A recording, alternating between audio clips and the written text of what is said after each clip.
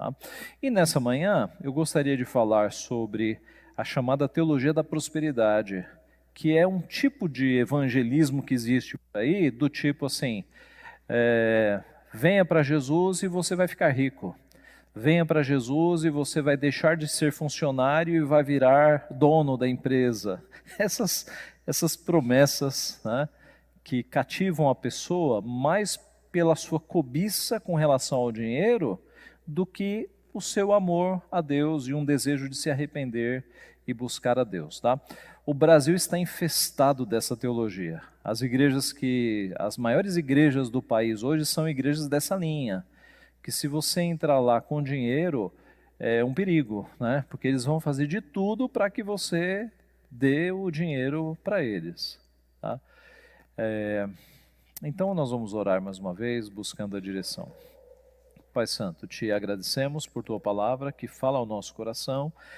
E agora, quando nós a estudaremos de uma maneira mais informal, nós queremos pedir que o Senhor nos abençoe, que o Senhor oriente o nosso pensamento, de modo que a tua verdade fique bem clara aos nossos olhos e que nós aprendamos também a como compartilhar a nossa fé às pessoas que estão ao nosso redor. Abençoa-nos então, é que nós pedimos humildemente, Pai, em nome de Jesus. Amém. Então vamos falar sobre a chamada teologia da prosperidade, né? Ela começa com esse sujeito, Esek William Kenyon, ali morre em 1948, é considerado o pai desta teologia. Mas aquele que tornou essa teologia, digamos, conhecida, amplamente conhecida, foi o Kenneth Hagin.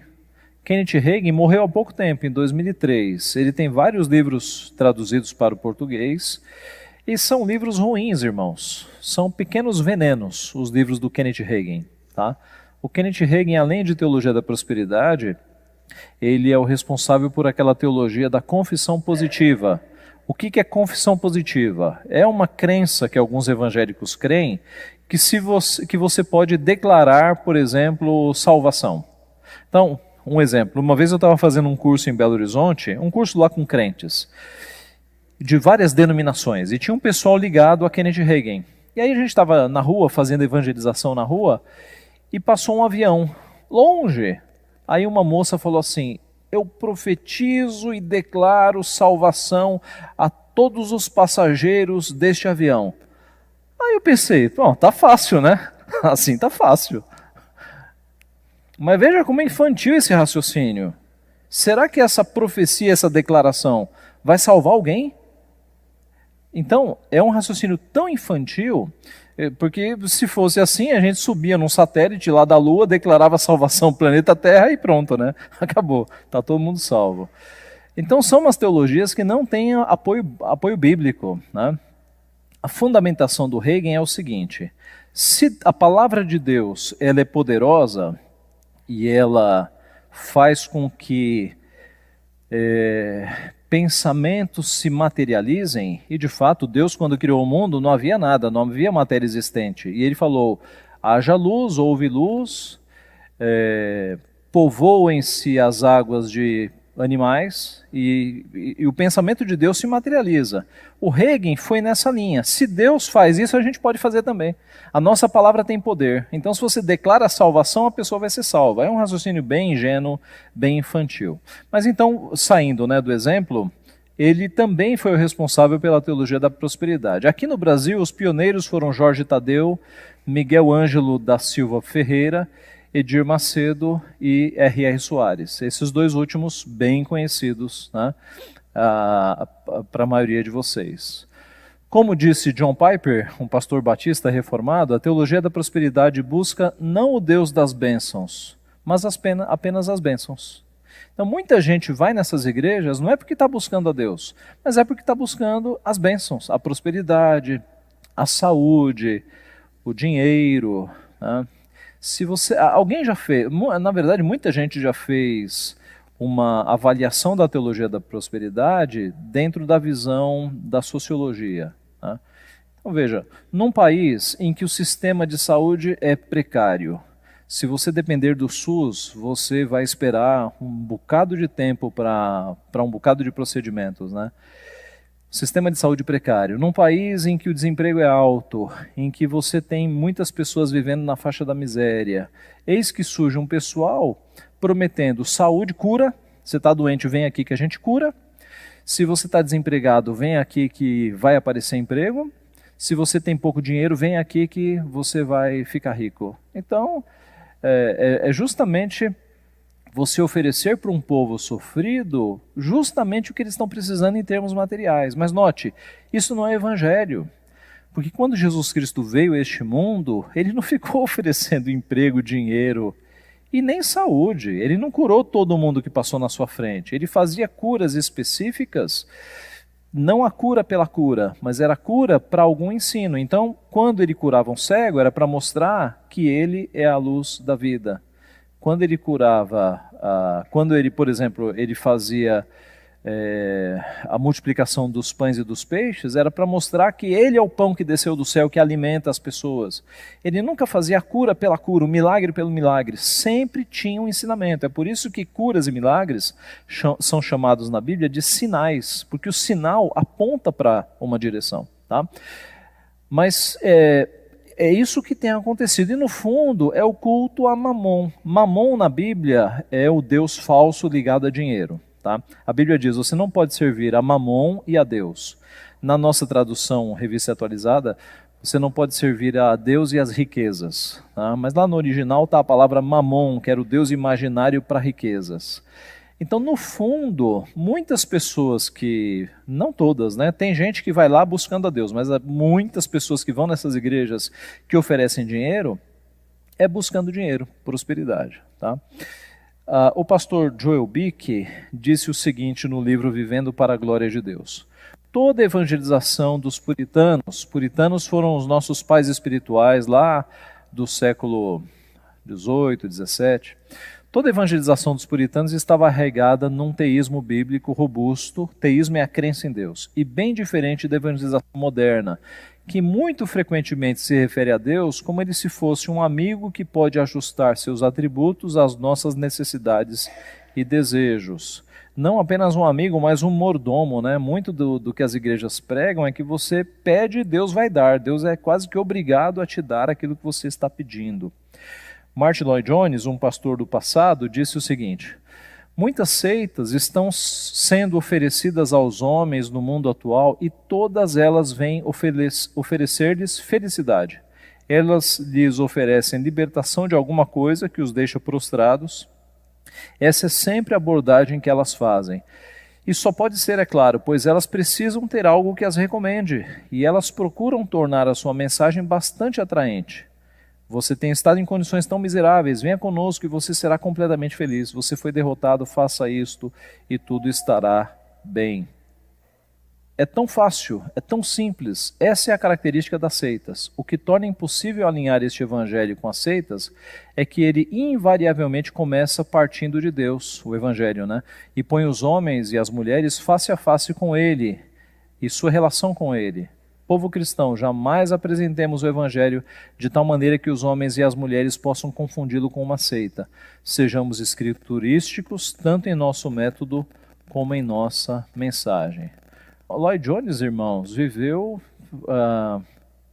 há muito tempo atrás. Eu não me lembro a data de morte de Lloyd-Jones, mas ele é quase profético, né? Porque já na sua época seitas apresentavam esse tipo de felicidade fácil. Está com problema? Venha para a nossa igreja.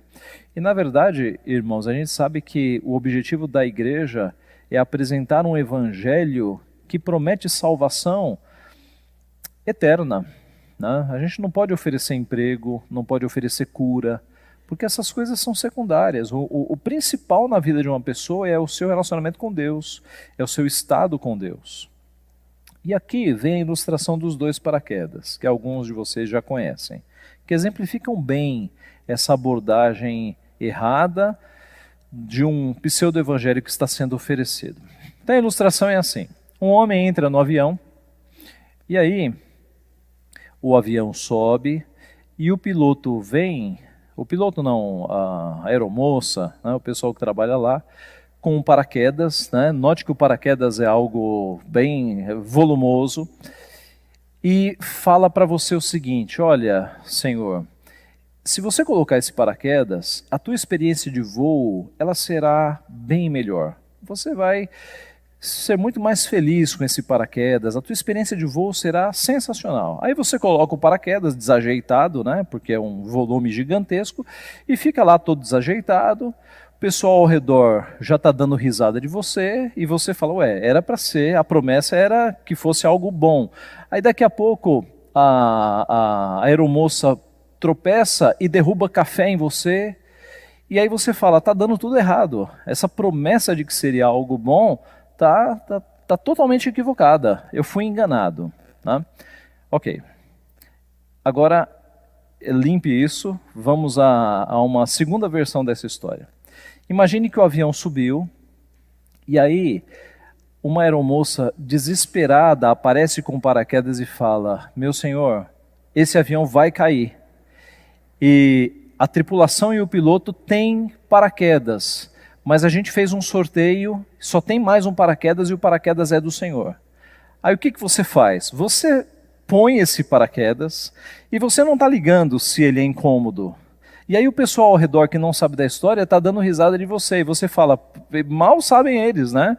Pode rir à vontade. E a aeromoça passa e derruba o café na sua camisa e você está ligando para café na camisa se o avião vai cair. Percebe? Irmãos, a primeira história é a teologia da prosperidade. Por quê? Diz para as pessoas, tome o Evangelho, e o Evangelho vai te fazer feliz. E o Evangelho vai ser, a tua experiência de vida será sensacional. E aí, os teus amigos vão começar a te desprezar, porque você virou crente. Você vai ter incômodos, você vai ter que dizer não para muita coisa, inclusive no seu trabalho. Você vai ter perseguição. Você não vai ter uma vida fácil, mas a promessa que te fizeram é de que a vida seria fácil. Venha, que você vai ser feliz. Alguma coisa não está batendo. Essa, a primeira versão da história, é a teologia da prosperidade. Essas igrejas que ficam prometendo que o evangelho foi feito para te fazer feliz, para acabarem os problemas da sua vida, que é uma promessa falsa. A segunda versão é o evangelho genuíno. É o evangelho que é te apresentado não para servir para essa vida, mas para te salvar, para oferecer salvação. E é o evangelho que é para salvação, em que as pessoas vão escarnecer de você, mas você não liga, porque você tem a salvação. Vai ser desconfortável, porque você vai ter que dizer não para um bocado de coisa dessa vida, mas você tem a salvação, você não está ligando para essas coisas menores. E por mais que as pessoas te persigam, que caia café na sua camisa, que venha uma doença, você tem aquilo que importa, que é a salvação. Então percebe como há uma grande diferença entre você oferecer um evangelho dizendo, olha, esse evangelho vai resolver os problemas da sua vida, e você oferecer um evangelho e dizer, olha, talvez a tua vida fique até mais difícil, porque você vai perder amigos, a tua família vai te rejeitar, você vai perder oportunidades de emprego, mas aqui é a salvação, é o paraquedas para quando o avião cair você tem a salvação. É essa segunda versão que é a transmissão, meus irmãos, correta do Evangelho. É nós mostrarmos para as pessoas que o que nós estamos oferecendo, o que Deus nos oferece, é a salvação da nossa alma. Problemas nós vamos ter. Jesus disse isso. No mundo passais por aflições, mas tende bom ânimo, eu venci o mundo. Se me perseguiram a mim, muito mais perseguirão a vocês. Então, na medida que nós somos crentes fiéis, mais perseguidos nós seremos, mas nós temos a salvação. Nós temos a garantia da vida eterna e Deus está conosco em todos os nossos dias.